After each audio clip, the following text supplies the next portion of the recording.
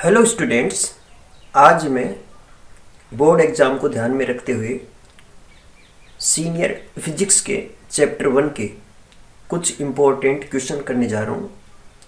इन प्रश्नों को ठीक प्रकार से समझने के लिए टेक्स्ट बुक में इन प्रश्नों को अवश्य देखें। सर्वप्रथम हम लेते हैं एग्जाम्पल 1.1। इस एग्जाम्पल में दिया हुआ है, किसी धातु के गोले को 1 कूलम आवेश से धनावेशित करने के लिए कितने इलेक्ट्रॉन निकालने होंगे। तो इस क्वेश्चन को करने के लिए हमें क्या करेंगे, जो हमारे पास फॉर्मूला है क्वांटम सिद्धांत से, Q बराबर NE। Q बराबर NE। Q 1 कूलम आवेश हमें क्वेश्चन में दिया हुआ है और N इलेक्ट्रॉन की संख्या है और E 1 इलेक्ट्रॉन पर आवेश है। तो N इक्वल टू आ जाएगा Q अपॉन E। Q है अपना 1 कूलम और E है 1.6 इंटू 10⁻⁻19। अब इसमें हम -19 को ऊपर ले जाएंगे तो प्लस हो जाएगा, तो 10⁻+19 अपॉन 1.6। तो इसमें 10⁻19 को हम 10 इसमें अलग कर लेंगे, इसे 10 इंटू 10⁻19 अपॉन 1.6। अब 10 में 1.6 का भाग देंगे तो ये आएगा 6.25 इंटू, सॉरी ये 18 हो जाएगा, ये 18 हो जाएगा क्यों 10 अलग कर लिया ना मैंने 19 में से, तो ये आएगा 6.25 इंटू 10⁻18 इलेक्ट्रॉन। एक तो ये हो गया क्वेश्चन, सिंपल क्वेश्चन, छोटा क्वेश्चन है, एग्जाम में आ भी सकता है इस तरह का क्वेश्चन। अब लेंगे हम सेकंड एग्जाम्पल, दूसरा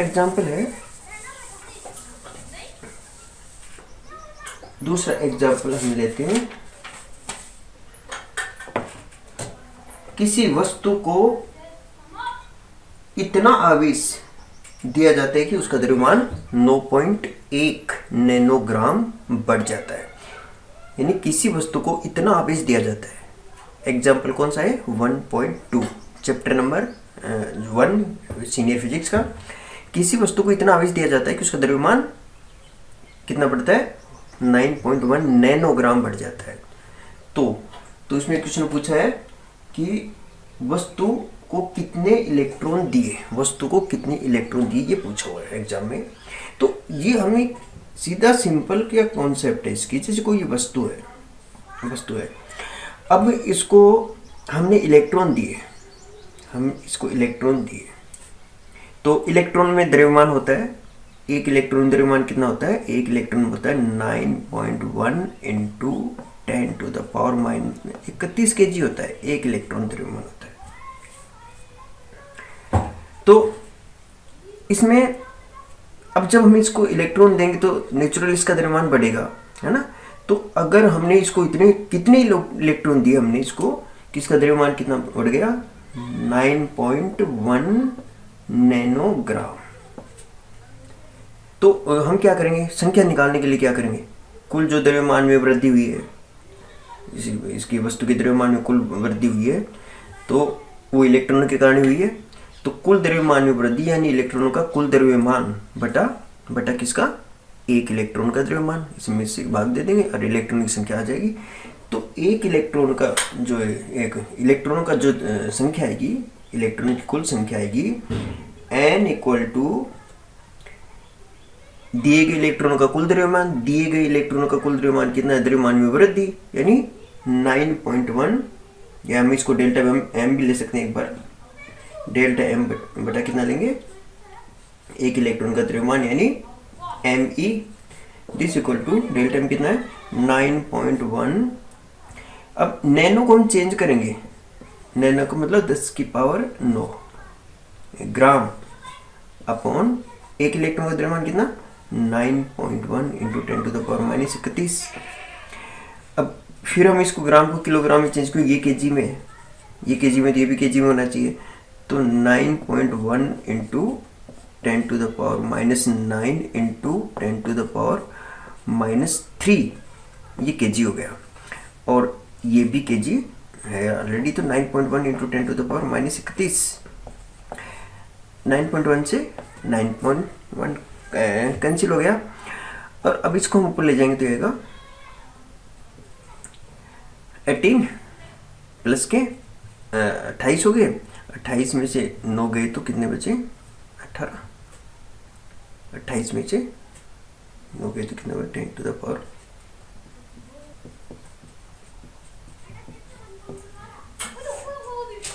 ये आ गया अपना सेकंड एग्जाम्पल।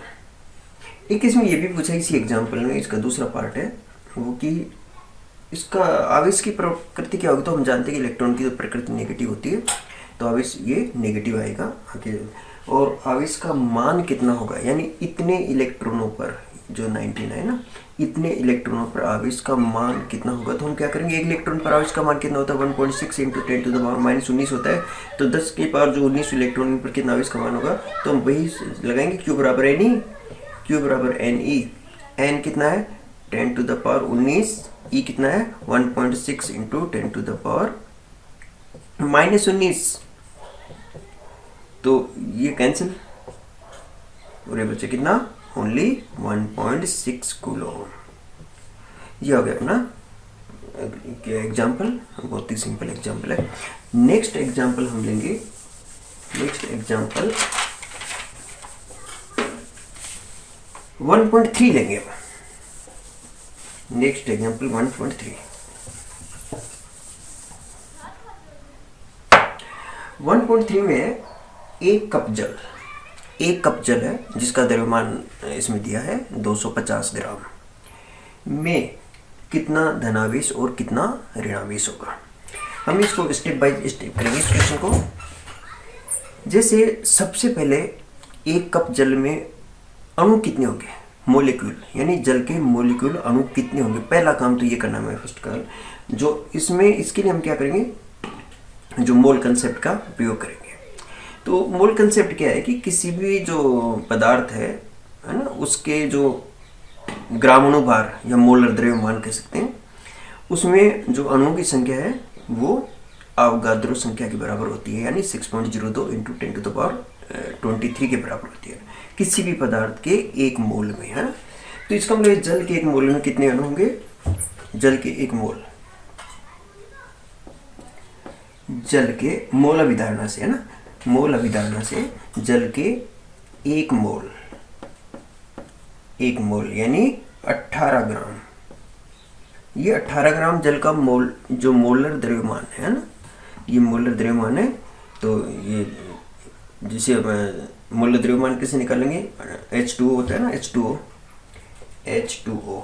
जल का जो अणु सूत्र है, इसमें H का तो क्या 1 + 1 और प्लस O का कितना होता है 16। तो इसका कितना हो गया 16, तो 18 हो गया। अब 18 ग्राम है ना, इसके आगे ग्राम लगा देंगे तो हो गया मोलर द्रव्यमान। तो जल के एक मोल यानी 18 ग्राम में अणुओं की संख्या,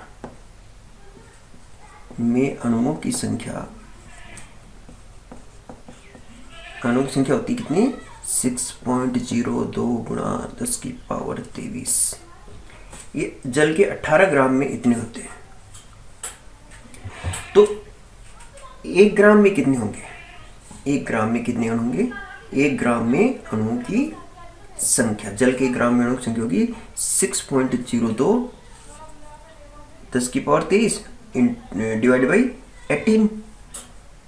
तो हमारे को कितने ग्राम में चाहिए 250 ग्राम में चाहिए। 250 ग्राम जल में अणु की संख्या कितनी होगी, तो हम इसी को मल्टीप्लाई कर देंगे 250 से, और 250 से इसको मल्टीप्लाई करेंगे तो ये लगभग हम इसको जैसे कैंसिल कर सकते हैं, लगभग अप्रोक्सीमेट है ये 3 टाइम्स, है ना।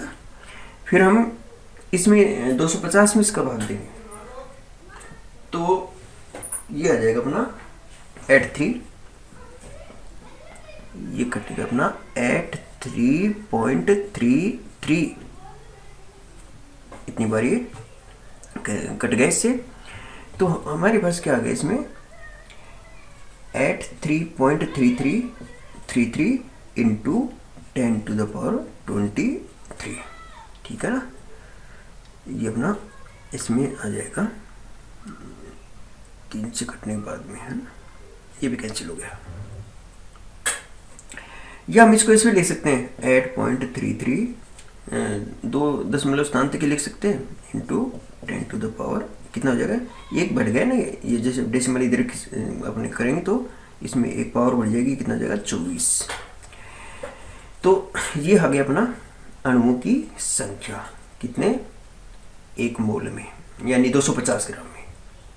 250 ग्राम जल में अणुओं की संख्या की 8.33 इंटू 10⁻24 हो गई।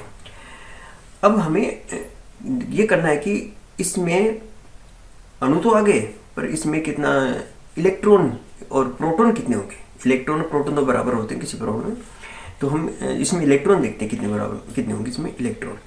जल के एक अणु में 2 H होते हैं और एक H और O जल के अणु में। तो इसमें H में एक ही इलेक्ट्रॉन होता है, एक ही प्रोटॉन होता है, इसमें भी एक इलेक्ट्रॉन एक प्रोटॉन हो गया। इसमें क्या होता है, 8 इलेक्ट्रॉन और 8 ही प्रोटॉन होते हैं। तो कुल मिलाकर इलेक्ट्रॉनों की संख्या कितनी होगी, 8 में 2 10 इलेक्ट्रॉन है, यानी जल के एक मॉलिक्यूल में, एक अणु में जो है इलेक्ट्रॉनों की संख्या भी 10 होती है, प्रोटॉनों की संख्या भी 10 होती है। तो इसमें इलेक्ट्रॉनों की संख्या कितनी होगी, अणु तो आगे, इलेक्ट्रॉनों की संख्या कितनी होगी, जल के 250 ग्राम में इलेक्ट्रॉनों की संख्या, इलेक्ट्रॉनों की संख्या, इलेक्ट्रॉनों की संख्या इक्वल टू 8.33 इंटू 10⁻24 इंटू 10, तो 8.33 इंटू 10⁻25 इलेक्ट्रॉन या प्रोटॉन दोनों सेम होंगे। इसके बाद में अब हमें निकालना है आवेश। तो ऋणावेश और धनावेश वो भी दोनों बराबर होगा। तो ऋणावेश कितना हुआ, देयरफॉर ऋणावेश हो गया, एक इलेक्ट्रॉन पर आवेश 1.6 10⁻⁻19 होता ही है।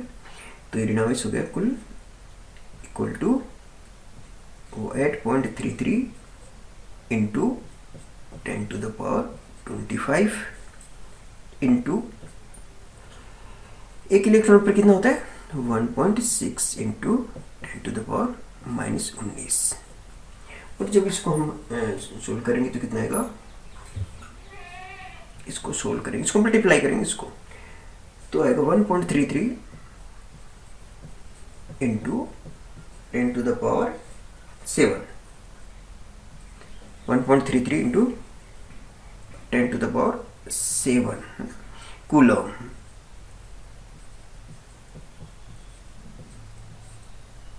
इसका मात्रा क्या आएगा, कूलम आएगा ना। तो ये अपना क्वेश्चन हो गया, काफ़ी इम्पोर्टेंट भी है और अच्छा क्वेश्चन है। इससे अगला क्वेश्चन हम लेंगे एग्जाम्पल नंबर 6 ले लेते हैं। एग्जाम्पल 6 मैं जो ज़्यादा लेंथी क्वेश्चन है वो उनको मैं बाद में करूँगा एक साथ। अभी जो एग्ज़ाम की दृष्टि से जो बढ़िया क्वेश्चन है, शॉर्ट क्वेश्चन है, अच्छे क्वेश्चन वो करवा रहा हूँ।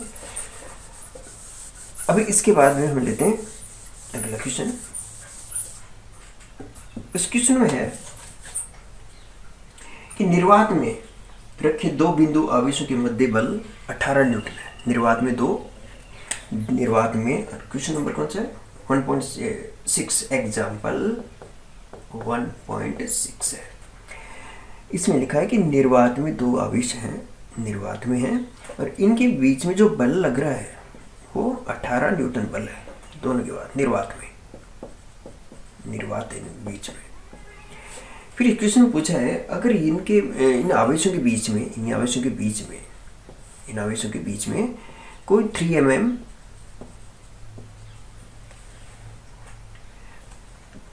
मोटाई है और इसका परावैद्युतांक कितना है? परावैद्युतांक है इसका 6, यानी एप्सिलॉन आर। परावैद्युतांक इसका 6 है। ये कोई प्लेट रख दी इन दोनों आवेशों के मध्य है, बीच में। तो बल का मान कितना हो जाएगा, है ना? तो निश्चित रूप से बल का मान तो घटेगा ही, है ना? कितना घटेगा, ये इससे डिवाइड कर देंगे। जो भी माध्यम है जिसका परावैद्युतांक उसी से डिवाइड कर देते हैं। जैसे हम जनरली क्या लिखते हैं सूत्र, अगर निर्वात में बल का मान F0 है आवेशों के बीच में निर्वात में, तो माध्यम में कितना होगा? तो हम क्या लिखते हैं, माध्यम में बल F बराबर निर्वात में बल F0 अपॉन एप्सिलॉन आर, माध्यम का परावैद्युतांक, ये लिखते हैं अपन। तो इसमें स्थिति में हम क्या आएगा, 18 जो है न्यूटन बल हो गया निर्वात में, और इसको परावैद्युतांक कितना रख दिया इसमें 6 का, तो कितना बचा? 3 न्यूटन बल बचेगा। बहुत इंपॉर्टेंट, बहुत ही छोटा सा क्वेश्चन है। तो एक क्वेश्चन अपना ये हो गया। इसके बाद में हम लेंगे नेक्स्ट क्वेश्चन। नेक्स्ट क्वेश्चन बहुत ही अच्छा क्वेश्चन है, बहुत ही बढ़िया क्वेश्चन है। इसमें क्या है, हम ले एग्जाम्पल 1.7। इसमें है एक बिंदु आवेश है Q1, एक बिंदु आवेश Q1 है। मैं ग्राफ बना के बताता हूँ आपको।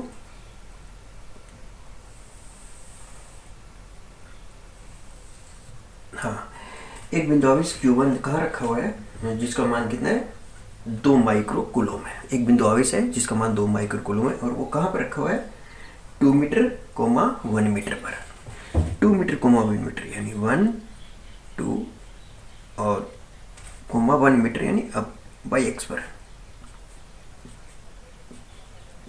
ठीक है ना?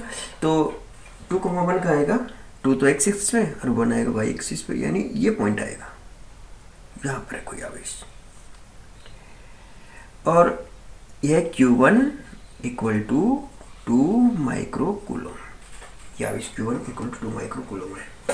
और इसके कोऑर्डिनेट कितने हैं? 2,1, ये 2,1 पर है, ये मीटर्स में दे रखा है। दूसरा जो पॉइंट है वो Q2 है, दूसरा आवेश Q2 है, वो कहाँ है? Q2 का मान तो है कितना है? -5 माइक्रो कूलम Q2 का, और है कहाँ पर ये है -2,4 मीटर पर। -2,4, -2, इस साइड में आएगा, 1 और 2, -2, 4, 1, 2, 3, 4, ये लगभग यहाँ से ये है यहाँ पर Q2 इक्वल टू कितना है? -5 माइक्रो कूलम। Q2 -5 है, और इसके कोऑर्डिनेट कितने हैं? -2,4। ठीक है, ये क्वेश्चन हमारे पास। अब क्वेश्चन में पूछा है कि आवेश 2 पर, यानी Q2 पर, आवेश Q2 पर Q1 के कारण बल। तो Q2 पर Q1 कारण बल कैसे रिप्रेजेंट करते हैं अपन? F21 का मतलब 1 के कारण 2 पर, ये कारण है, जिस पर लग रहा है वो पहले लिखेंगे अपन। तो F21 इक्वल टू कूलम के नियम से बल क्या होता है कि Q2 अपॉन R21 वेक्टर का स्क्वायर। ये हम जो परिमाण ले रहे हैं यहाँ पर मैग्नीट्यूड का स्क्वायर कर रहे हैं।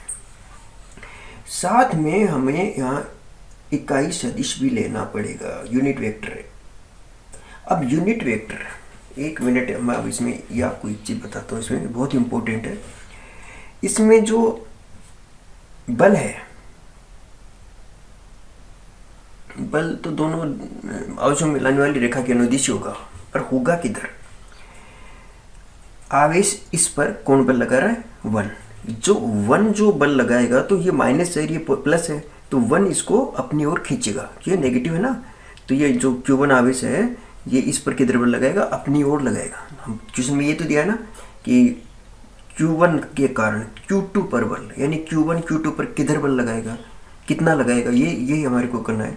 तो Q1 के कारण Q2 पर बल, यानी Q2 पर ये Q1 किधर लगाएगा, अपनी ओर आकर्षित करेगा, यानी अपनी ओर आकर्षित करेगा मतलब इधर। ये हो गया हमारे डायरेक्शन किसकी है, F21 की डायरेक्शन है, F21 इधर लगेगा। अब दूसरा, इस डायरेक्शन में ना ये इनके बीच में जो डिस्टेंस है या स्थिति विस्थापन सदिश है वो किधर होगा, वो इधर जो है इधर होगा 1-2 के सापेक्ष, यानी 1 का ये हो गया, यानी इसको हम यो कहेंगे R12 बोलेंगे इसको, R12, यानी इसकी डायरेक्शन इधर होगी। ये जो विस्थापन सदिश होगा ना इसकी डायरेक्शन इधर होगी, है ना। तो इसको बोलेंगे R12, 12 है ना। 12 क्यों, क्योंकि इसकी जो टेल है वो तो यहाँ होगी, हेड का होगा यहाँ पर। तो सापेक्ष बिंदु क्या हो गया, 2, जहाँ टेल होती है वो सापेक्ष होगा और यहाँ पर हेड हो गया, है ना। तो इसकी डायरेक्शन ये होगी R12, यानी यहाँ टेल है और यहाँ पर हेड है ना। तो इसको बोलेंगे R12, इसको R21 नहीं बोल सकते क्योंकि R21 तो इधर होगा, R21 इस साइड में होगा जबकि R12 इस साइड में होगा ना। तो एक तो यहाँ पर ये बहुत ज़्यादा जरूरी है ना, देखने वाली बात है इस क्वेश्चन में, तो इसको ध्यान से देखना। इसलिए हम यहाँ पर क्या लिखेंगे, R12 कैप लिखेंगे, यानी कि F की बल की जो डायरेक्शन है वो किधर होगी, R12 की दिशा में होगी। R12 किधर है, इस दिशा में है। चलो इसको आगे करते हैं अपन। This equal to K Q1 Q2 upon R21 upon R21 vector का होल स्क्वायर। और इसमें ये जो कैप लगा रखा है इसको हम हटाएंगे इकाई सदिश की परिभाषा से। इकाई सदिश की परिभाषा क्या है, इकाई सदिश की परिभाषा से R12 vector divide by R12 vector का परिमाण है, इकाई सदिश की परिभाषा से। क्या है ये, इकाई सदिश की परिभाषा से,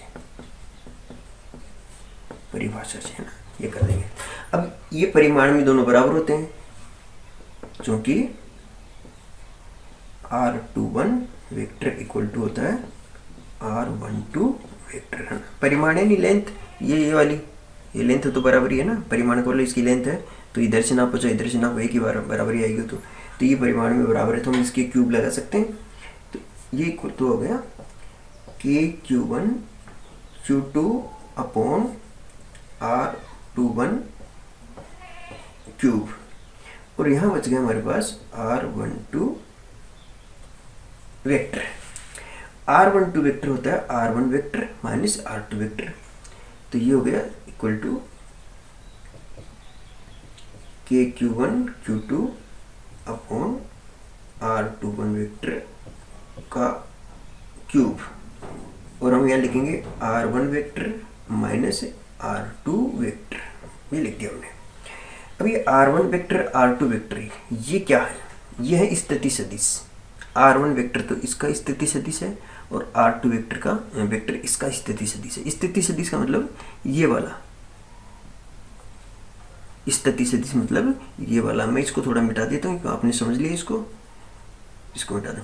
अब स्थिति सदिश R1 का ये Q1 का ये है, ये वाला, इसको हम कहेंगे R1 वेक्टर, इसको कहते हैं R1 वेक्टर।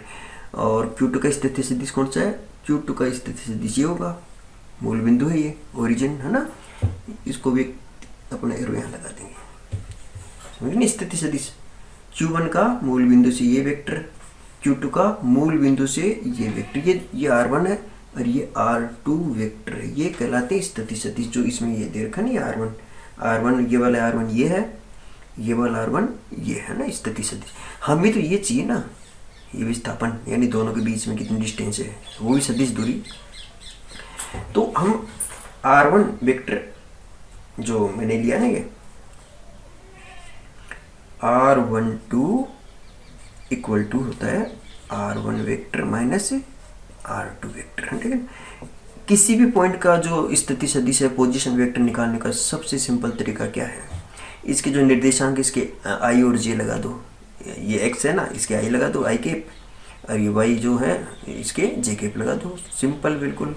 तो इसका जो स्थिति सदिश क्या आएगा, R1 बराबर क्या आएगा, 2i केप, 2i केप और plus J cap, 2 plus J cap, 2i cap plus J cap, है ना, ये आ गया। फिर माइनस लेंगे R2 कितना आएगा इसमें, R2 के कोऑर्डिनेट देखो, -2 i केप और plus 4j cap, 4j cap, है ना। This equal to 2i cap plus j cap minus plus कितना हो गया, 2i केप और ये हो जाएगा -4j केप, है ना। और 2 2 4i केप और -3, 4 में से ये गए 3j केप हो गया। ये आ गया अपना R12, है ना। अब तो R12 का परिमाण कितना जाएगा, R12 का जो परिमाण है वो कितना जाएगा, R12 आ गया।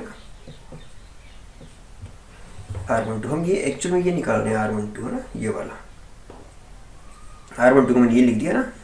हाँ, तो R12 की वैल्यू हम निकाल रहे हैं, तो कितनी आ गई, R12 बराबर ये होता है, इसके बाद ये आ गया परिमाण। तो बिल्कुल सिंपल काम है, बहुत ही आसान काम है। क्या करना है अपना, इनको स्क्वायर करके प्लस करना है, इस तरह से, जस्ट इस तरह से, यानी 4 का स्क्वायर ये वाला प्लस इसका स्क्वायर यानी 3 का स्क्वायर, बहुत आसान है। और इक्वल टू कितना आ गया, 16 प्लस 9 25, 25 का वर्गमूल कितना आएगा, 5 आ गया। यानी R12 का मान कितना आ गया, 5। R12 का भी इतना आएगा तो R21 का भी उतना ही आएगा, सेम आएगा ना। ये वैल्यू हम यहाँ पुटअप करेंगे इस जगह पर, है ना। तो ये कितना है देखो, इसमें मैं ऊपर से इसको मिटा देता हूँ। हाँ, ये अपना यहाँ से मैंने इसको मिटा दिया। तो अब देखो, दिस इक्वल टू, यहाँ से मैं यहाँ ले रहा हूँ वापस इस जगह, यहाँ से दिस इक्वल टू के।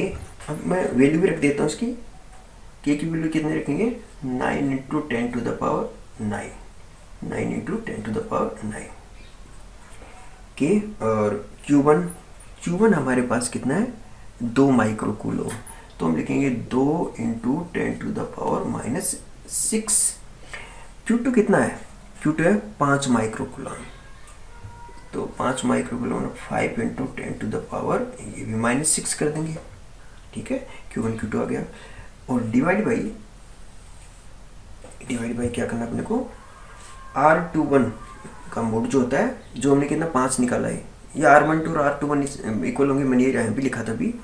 तो ये 5 का क्यूब आ गया, ये 5 है, इसका क्यूब लगा दिया। और इसके बाद में हमारे आगे यहाँ पर ये लिखना अपने को, ये वेक्टर जो हमारे पास आया था R1 - R2 का मान कितना आया था हमारे पास, वेक्टर फॉर्म में ये आया था देखो, 4i केप और -3j केप, यानी ये तो वेक्टर फॉर्म में, तो हमें ऐसे कैसे लिखना पड़ेगा। और ये क्या है, परिमाण है, तो परिमाण इसका कितना होता है, 5 आता है। ये अदिश है और ये सदिश है, तो सदिश का तो हमने यहाँ रख दिया और अदिश को हमने 5 करके क्यूब लगा दिया, है ना। तो अब इसमें देखो, हम चाहे तो एक इसको काट सकते हैं, 5 को यहाँ कितना कर दें, 2 कर सकते हैं, बिल्कुल। इसके बाद में दिस इक्वल टू है 9 दूनी 18 और divide by 25, this equal to. और इसमें भी हम क्या करेंगे, इसको भी हम कुछ यहाँ लिख देंगे, 6 6 12, 12 में से -3 बच गए, -3 और हमारा ये vector 4i cap minus 3j cap. 18 में जो 25 का हम डिवाइड करेंगे तो कितना आएगा इसमें? 18 में 25 को डिवाइड करने पर 18 में 25 को डिवाइड करने पर हमारे पास आएगा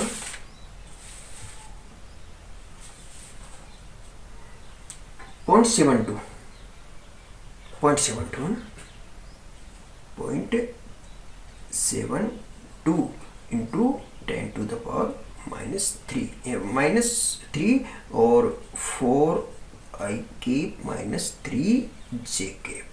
ठीक है, और लास्ट में हमारा आंसर होगा, ये डेसिमल को हम एक आगे लगाएंगे, 7 के आगे, 7 के आगे 7.2, ये 4 हो जाएगा, 7.2 ये हो जाएगा -4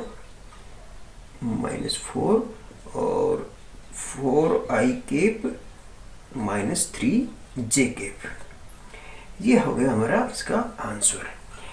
एक बार हम इसको देख लेते हैं, ये डायरेक्शन होगी किधर है? ये डायरेक्शन एक्चुअल में होगी तो इस साइड में है, जो मैं ये लगा रखा ना, पर एक्चुअल में किस क्वाड्रेंट में आएगा ये मैं थोड़ा इसके बारे में बताता हूँ आपको थोड़ा सा। ये देखो, हमने ये ग्राफ बनाया,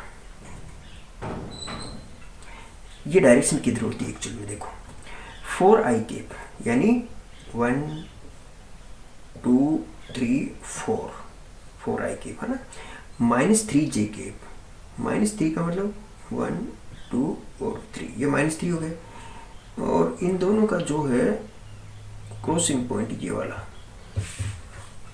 अब जो ये वेक्टर, ये जो डायरेक्शन बता रहे हैं ना, वो किधर है? तो हम कहेंगे इसको मूल बिंदु से मिलाएंगे इस तरह से, है ना। ये जो वेक्टर है यही है अपना 4i cap minus 3j cap, यही है वेक्टर ना, यानी इस बल की दिशा किधर होगी? इस दिशा में होगी, है ना। जबकि आप को दिख रहा है कि बल तो यहाँ दिखा रहा है, यहाँ तो है ना, इस क्वेश्चन में तो यहाँ पर आ रहा है बल की डायरेक्शन, मैं यहाँ बता रहा हूँ ना, ये डायरेक्शन एक ही चीज़ है ना, ये भी एक ही बात है, ये भी एक ही बात है, ये भी एक ही बात है, यहाँ पे नीचे लूँगा वो भी डायरेक्शन एक है ना, इन सब का ये यही आएगा 4i केप और 3j केप, है ना। इस तरह से ये डायरेक्शन होती है वेक्टर तो, है ना। तो ये इसके पैरेलल ही है, इसके जो पैरेलल ही तो है ये और ये आपस में पैरेलल, है ना। तो हम इसको डायरेक्शन ये इस क्वाड्रेंट में आएगी ना। तो इस प्रकार से क्वेश्चन बहुत इंपॉर्टेंट है, अच्छा क्वेश्चन है, और आप इसको अच्छी तरह से समझे, है ना। बुक में भी इसका सॉल्यूशन ठीक प्रकार से तो नहीं दे रखा है, तो आप इसमें अच्छी तरह देखेंगे। अब मैं नेक्स्ट क्वेश्चन आपको आगे और इम्पोर्टेंट क्वेश्चन कराऊंगा, है ना। तब तक के लिए आप इसको समझें। थैंक्स।